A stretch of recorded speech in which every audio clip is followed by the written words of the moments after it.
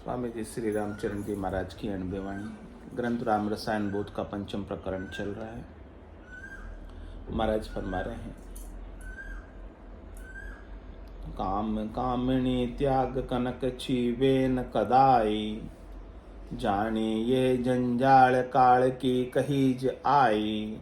लूट ले बैराग ज्ञान की गमन रहावे, भक्ति बजावे दूर भरम ना दुख फैलावे।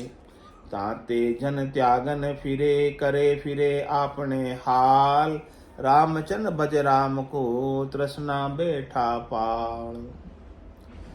अच्छे संतों के साधना करने वाले भक्ति करने वाले जनों के लक्षण बता रहे महाराज कि कैसे हो जाते हैं। काम कामिनी त्याग, कामना और कामिनी सबका त्याग कर देते हैं। और कनक छिवे न कदाई, कनक यानी धन संपत्ति सोना माया, इनको कभी छूते नहीं यानी अपने मन में इनको बिठाए नहीं रखते हैं। इनकी आसक्ति इनकी इच्छा अपने मन में नहीं करते। क्यों नहीं करते हैं? क्योंकि जाने ये जंजाल काल की कही जाए, इसे जंजाल समझते हैं, इसे उलझाड़ समझते हैं, बाधक समझते हैं, भजन में भांगा डालती है। परमात्मा स्वरूप में ये बीच में विघन है। परमात्मा स्वरूप को पाने में, परमात्मा स्वरूप के दर्शन में, परमात्मा स्वरूप के बोध में ये माया विघन के रूप में कार्य करती है, रोकती अटकाती। माया बड़ी बलाय डाव दे पकड़े आए। ये बात समझ जाते हैं कि जाने ये जंजाल, इसे जंजाल जानते हैं। तो जंजाल जो समझता है वो उसके पाने पर खुश होता है।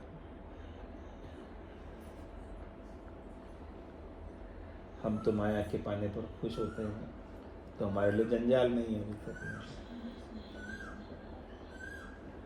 तो संत इसे जंजाल समझते हैं, उलझाड़ समझते हैं। तो जाने ये जंजाल, तो जो भक्ति कर रहे हैं साधना कर रहे हैं उनको भी ये जंजाल समझना चाहिए। ये आड़ जाड़ जंजाल है, उलझाड़ है, आपको उलझाएगी फंसाएगी, आपको भजन नहीं करने देगी, आपको चिंता में लगा, हाँ आपको चिंता में लगा देगी। कोई मेरी चेन स्नेच नहीं कर ले, खींच नहीं दे, चिंता रहती है ना बाहर जाते हैं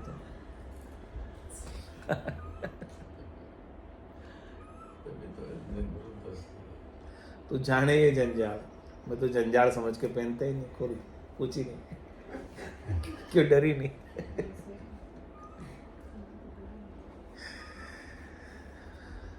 काल की कही जाए, कहेंगे तो काल की कही हुई आई है आपके पास। काल इसे कभी भी वापस ले सकता है। काल के कहने से आई है और काल के कहने से ही वापस जाएगी। आपकी नहीं है, समझ लेना, आपकी नहीं है। जो चीजें आपने पहन रखी है, माया को आपने वर्ण किया हुआ है, वो काल के कहने से आई है और काल के कहने से ही जाएगी। आपके कहने से न आने वाली है और आपके कहने से न रुकने वाली है और आपके कहने से न जाने वाली है। यानी आपका जोर इसके ऊपर बिल्कुल भी नहीं। आपके पास तो हाँ, आपके पास तो किसी दूसरे की दी हुई अमानत है। इसे आप अपना मानकर दुखी होते हो। चली जाती है तब कितना दुख होता है। तुम्हारा कि जब काल ने भेजी है, यानी समय ने भेजी है, समय जब अच्छा होता है तो आ जाती है, समय जब बुरा आता है तो चली जाती है। तो काल कहने काल की कही जाए, काल के कहने से आई है और काल के कहने से ही वापस चली जाएगी। ये कह रहे सुख सपना दुख बुदबुदा, दोनों हैं मेहमान, यानी दोनों ही रहने वाले नहीं है, जाने वाले हैं। तो सबका स्वागत कीजिए जो भेजे भगवान। क्यों दुखी हो मैं, क्यों सुखी हो मैं? कह रहे लूट ले बैराग ज्ञान के गम न रहावे।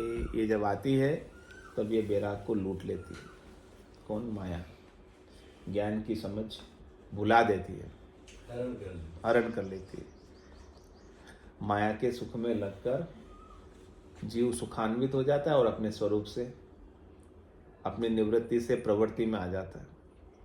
अपनी वृत्ति सुखाकार कर लेता है और जब विचलित हो जाता है और जाती तब अपनी वृत्ति को दुखाकार कर लेता है।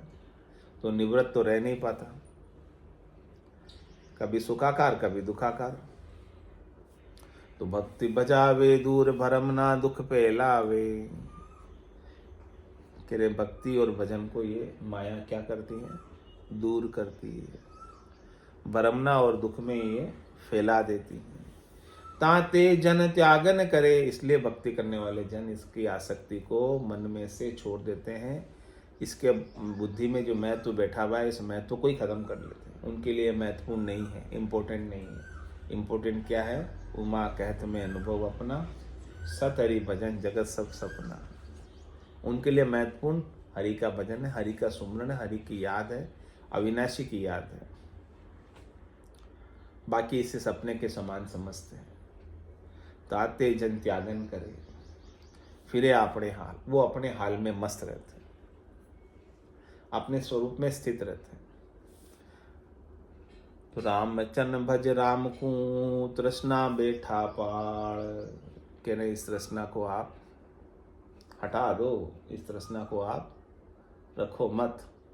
तृष्णा को छोड़कर राम जी के भजन में लग जाओ।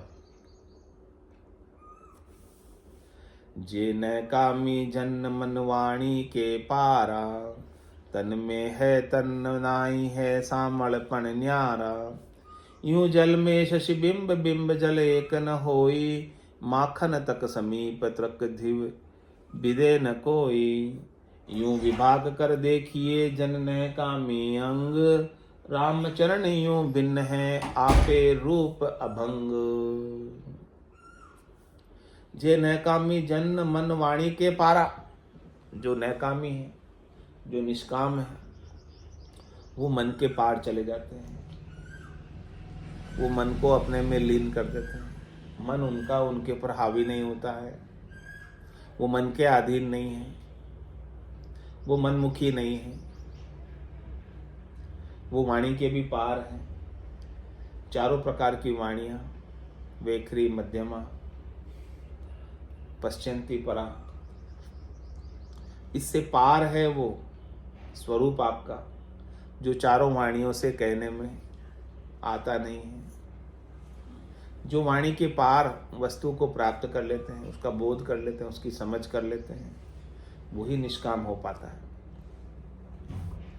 कह रहे तन में है तन ना ही रहे सामल पर न्यारा। उनके तन में तन है, उनके तन में जीव है, उनके तन में ही आत्मा है।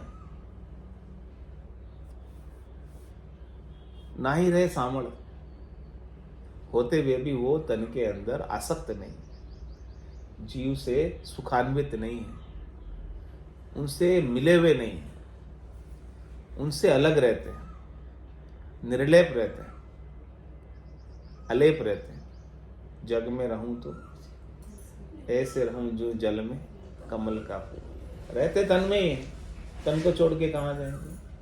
लेकिन तन में रहते हुए तन से अलग, विदेही मतलब। तन में है तन नाई, तन में रहते हुए तन नहीं है उनके पास। ऐसा लगता है कि मैं तन नहीं हूं, रहते तन में ही, लेकिन कहते हैं कि मैं तन नहीं, तन से अलग रहते। रहे सामल पर न्यारा, तन के साथ ही है आत्मा, तन के साथ ही जीव, तन के साथ रहते हुए ज्ञान से अलग है। जिनको अज्ञान है वो तो तन को ही मैं समझते हैं, जीव को ही मैं समझते हैं, और जिसे ज्ञान है वो अपने अलग न्यारे स्वरूप को समझते हैं। नाव कड़ा विद न्यारी हो संतो, नाव कड़ा विद न्यारी, जे जाण्या सो पार पहुंचा और वार का वारी। रहे सामल पर न्यारा, कैसे जू जल में शशि बिंब, बिंब जल एक न होई। जिस प्रकार से जल में शशि का बिंब है, ऐसे ही वो अपने शरीर को उस आत्मा का बिंब मानते हैं, प्रतिबिंब मानते हैं। दिख तो रहा है बिंब शशि, लेकिन ये शशि नहीं है वास्तव में।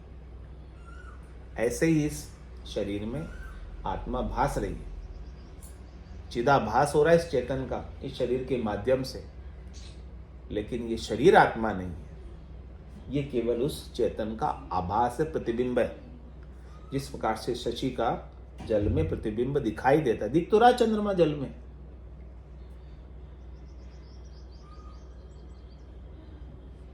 लेकिन वो सच्चा चंद्रमा है क्या? केवल उसका एक आभास।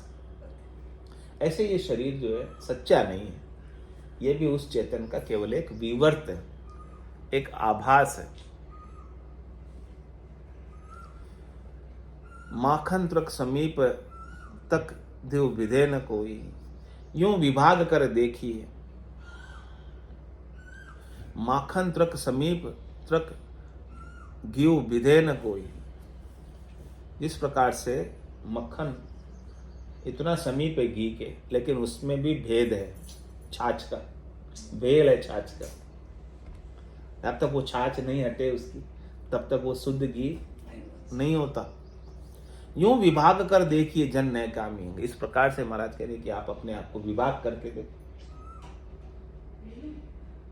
आप बिल्कुल न्यारे हो, अलग हो, सब में रहते हुए सबसे अलग। रामचरण यूं भिन्न है आपे रूप अभंग। इस प्रकार से आप भिन्न हो और आपका रूप अभंग है, आपके स्वरूप को कोई भंग कर नहीं सकता, आपके स्वरूप को काल भी नहीं मिटा सकता, आपके स्वरूप को काल भी मार नहीं सकता। ऐसे आप हो असल में। काल मारेगा तो किसको मारेगा? आपकी छाया को मारेगा, यानी आपके रिफ्लेक्शन को मारेगा। तो रिफ्लेक्शन को मारने से आप मर जाओगे?